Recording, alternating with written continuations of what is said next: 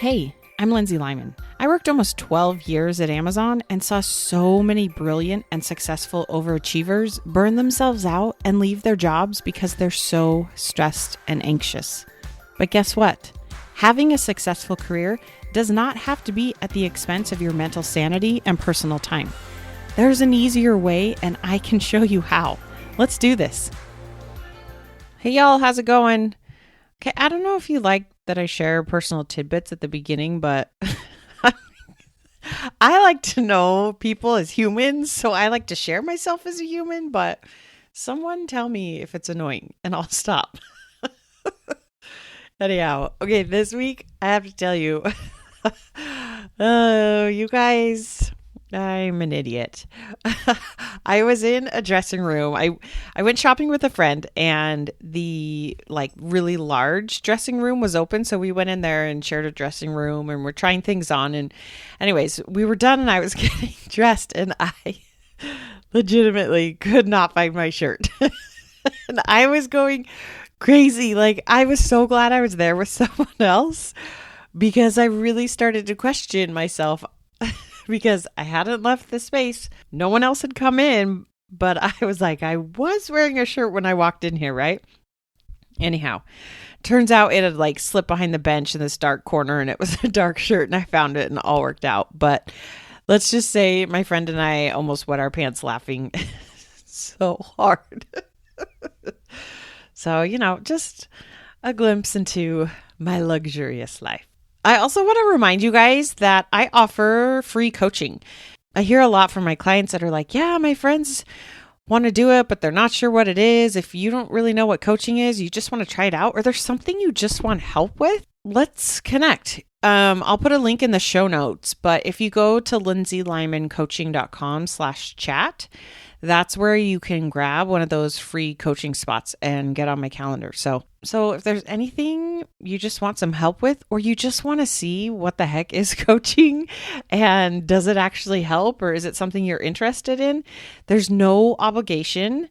Go and grab one of those spots. They are filling up, so don't wait if you want to get one. Today, we're going to talk about using a tool that I've used in my corporate experience, but applying it to yourself personally. In my 12 years at Amazon, highs, lows, goods, bads, all of it, what I've really taken away is there's a handful of mechanisms that I learned to really like, usually kind of in a modified version, and I liked them because I was able to apply them to myself personally and got some great results from it. So I want to share one of those things with you today. So one of the things at Amazon they use that's not proprietary, you can find lots of information out there on it, is a mechanism called a COE.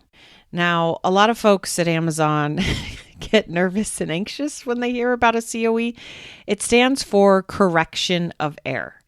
You'll hear people talk about it as cause of error, but really the purpose of it is to remove all of the drama and just look at the data of what happened. It's not meant to shame people or to blame people. And so I really like that the purpose of it is to help prevent the issue from happening again, or to help prioritize work. I know that before I was leaving, I was trying to help kind of shift the branding with my team of COEs. They are a lot of work. It takes a lot of documentation. This is where I think this mechanism has been over-engineered. It used to have to get bar raised and all sorts of crazy things. And I'm like, no. The purpose of the mechanism is to learn what's the root cause of the problem and how do we go solve that so it doesn't happen again. But COEs are really helpful because they help identify issues and they help identify repeat issues. Because myself and my team, we had done so many COEs, we were able to prioritize some pretty big work projects through our yearly planning process. And without those COEs and that documentation, it wouldn't have happened. So again, I like the overall concept of them. I don't love the busy work side of it. So as I mentioned, this is something that I like to apply to kind of my life, my career, things that are going on for me. And I would offer to you to do the same. And I want to kind of walk you through how I do it. If it works for you, great. Take or leave whatever you want from it. It's just an interesting way to look at some of those problems that we're having. In a work setting, we don't do a COE on every problem. And as a person who uses this on myself, I don't create a correction of error report for every problem that I have. We are human. We're going to have problems. In a work setting, you don't do a COE on everything. You do it on those things that are really big or had a really big customer-facing impact or are maybe like repeat problems, okay? So kind of think of it the same for you. What are some of those things that you're really struggling with that maybe are happening all the time or you're just having a challenge getting over? I want to walk you through kind of the 3-step process I use in doing a COE for myself and give you specific examples so you could see how you can apply this to kind of your career and your current setting. So the first step is you've got to define the problem. Okay. If we don't have a clear problem statement, the rest of this is going to be really hard. In a work COE, you've got to have lots of data and timestamps. Again, like I'm just here to make this easy and fun and for it to help me identify what's the root cause of the problem. The problem as it surfaces to me and to you is not the root cause of the problem. And we want to help our brain get to the root cause so that it goes to work to solve that, not the initial problem that's just the fire that we keep kind of putting out. So a problem statement, if you're trying to apply this to yourself, might be, I have to drag myself out of bed every morning. Okay, that's an example. A problem statement is not something like, it's not fair that we have to return to office. I'm not saying that's not a problem, but what we want to understand is just take it a level deeper to get a clear problem statement. Why is returning to office not being fair a problem? That's what we want to put as our problem statement. So maybe your problem statement is, I'm not as productive in the office as I am working from home. Okay, so do you see how we got a little bit more specific with our problem statement than just returning to office is not fair? We want to know, like, why is that a problem? Another example of a problem statement might be, I don't know what my next career move should be. Okay, so you could see how you could apply this in lots of different ways. I don't have hobbies outside of work and I want to. I don't have a partner. I don't have strong relationships. I'm not able to make my bills every month. Like you can have a million different problem statements, but get clear and define the problem is step number 1. Step number 2 is called the 5 whys. Now, in a work setting, when we would do a COE, the 5 whys is always the hardest part. This is where you're really going to get to the root cause of the issue. A COE before that is all the timestamps and data of like this thing happened at this point and then this happened at this point and here's the charts and the impact and the data showing all of it. That's great. But when I'm doing this for myself, I just simplify it a little bit and I say, here's the problem. And then I'm going to go right to the 5 whys. Why is this a problem? This is going to help you get to that root cause. In a work setting, a lot of time, the root cause of the problem is it's a manual process and we don't have an automated tool that does this. So usually there's some human error involved. We don't have the right QA in place, something like that. So here's how the 5 why section works when we apply it to some of these examples I gave previously. So let's start with the challenge of getting out of bed. Your first why question is, why do I have to drag myself out of bed in the morning? Okay, and we want to answer it and you want to be honest. So the answer might be, I'm super tired and I'm dreading the workday ahead of me. Second why. Why am I dreading the workday? Your answer might be, there's so much to do and it feels like a lost cause. We are down so many people on the team and there's no way we can hit our goals on time. Okay, you want to be honest in your answers, but your why, your next why, should include part of your answer from above if you're doing this correctly. So your third why in this scenario might be, why is there so much to do with less people? Your answer could be, there were layoffs and we didn't change our goals. The next why would be, why did you not change your goals, right? Do you see how we're just trying to keep going down the funnel to understand what's really going on here? So the answer to why you didn't change your goals might be, leadership keeps telling us to do more with less and they're not going to change the goals. Okay, if that's the case, the next why might be, why is that a problem? Your answer might be, it's not possible, but I don't feel like I can tell leadership this and not get fired. Do you see how that's the root cause of the problem? It surfaces as like, I just have to drag myself out of bed every day. But there's a good reason why that continues to be a challenge for you. When you apply this mechanism, you're able to understand, I don't feel like I can do what I'm being asked to do. And if I push back, leadership might manage me out or I might get laid off. The other thing to note with the 5 whys, you should be able to ask at least 5 questions to get to the root cause, but sometimes it takes more than 5. And sometimes it might branch off in multiple 5 whys. There might be multiple root cause issues going on here, right? Like, why can't you get up in the morning? It might be like you're staying up too late because you're working too late and you're not giving yourself a break during the day. So you're taking that break at night when you should be in bed, right? This could go down multiple paths. But continuing to tell yourself the problem is I can't get out of bed isn't actually going to solve the problem. The real root cause of the problem is you don't feel like you can hit your goals and you can't push back on leadership. That's the problem.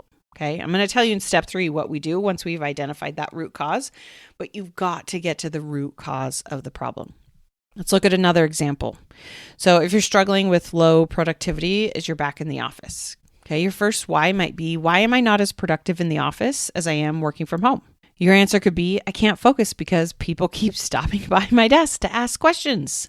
Why do people keep stopping by to ask questions? Your answer might be, my team needs answers to things to do their job. Why does your team need answers to things to do their job? The answer to that could be, they don't know where else to get the information from, and it's faster to get it from me.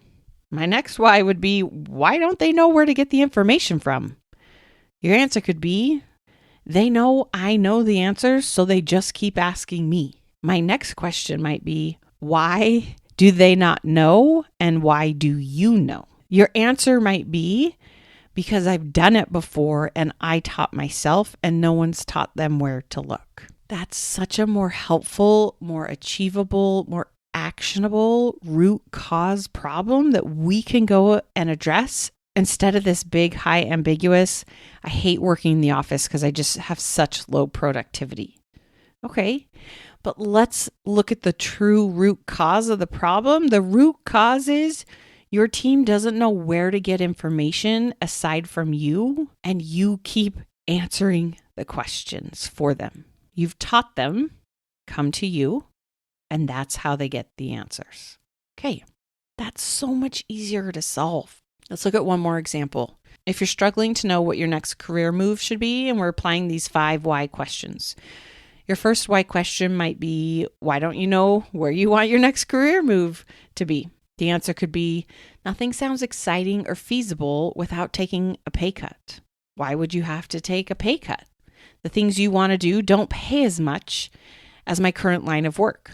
Why do you need it to pay as much? I don't want to give up my lifestyle. Why don't you want to give up your lifestyle? I like the life I've created. Why do you want to change if you like the life you've created? I'm bored with my current job and not learning. That problem statement, I'm bored and not learning, so much easier to action than I just don't know what to do with my career next. You see how it gives your brain something to go after and give you ideas with. Okay, so as we're applying this correction of error mechanism to ourselves, first you've got to define the problem statement, get a clear problem statement. Second, ask yourself and answer the 5 whys. Why did this thing happen? Why is it a problem? And then the last thing you want to do, now that you've got the root cause of the issue, go and make an action item list for yourself to address it. Figure out some things you're going to do. I'll give you some examples. Going back to the issue of getting up in the morning, we identified the root causes. You don't feel like you can hit your goals and you can't push back on it without getting fired. Maybe your action items are going to be to work on your self-confidence, to find some ways to hold your own boundaries at work. Maybe you're going to hire a coach. Maybe you're going to have an honest conversation with your leadership and lay out different options and ask them which one they want and let them know there's trade-offs either way. Maybe you're going to ask more questions. Maybe you're going to learn to be comfortable when leadership's uncomfortable. Of course, they want everything faster and bigger and better and cheaper. Maybe you're going to choose the hard on purpose.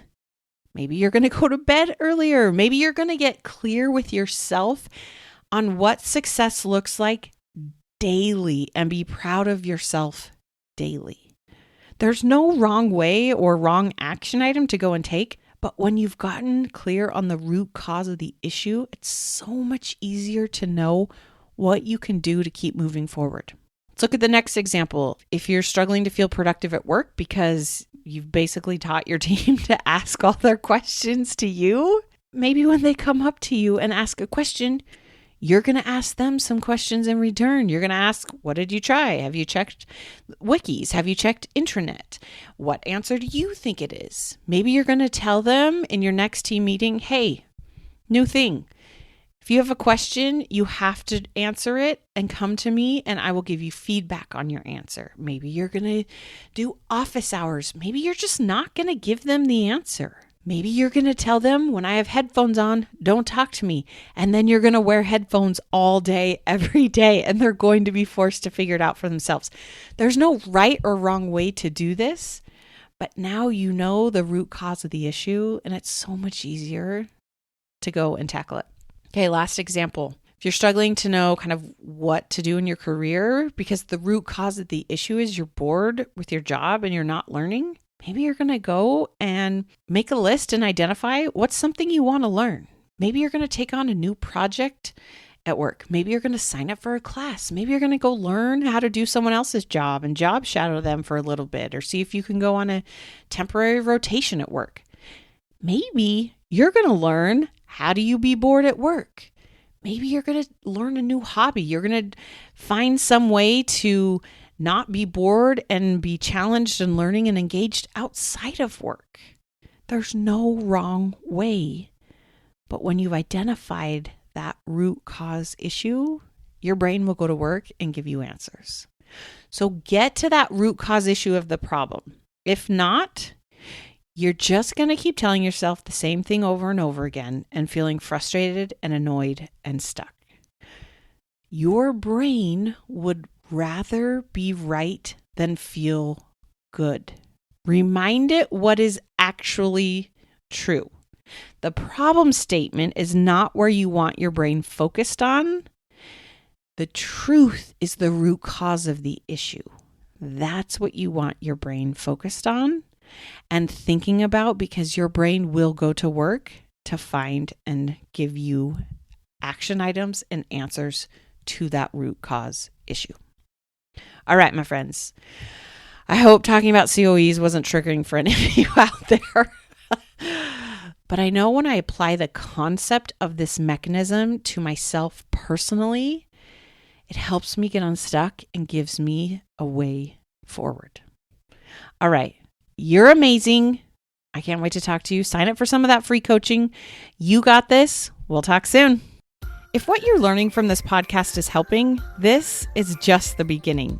Each week, I offer a limited number of coffee chats so that you and I can connect one-on-one and talk specifically about what's going on for you. You'll leave this call feeling more hopeful and motivated, but I'm also going to teach you a few things to try right away to get unstuck. Space is very limited and these are free, so grab your spot before they're gone. Click the link in the show notes or go to lindsaylymancoaching.com/chat and sign up today. You got this.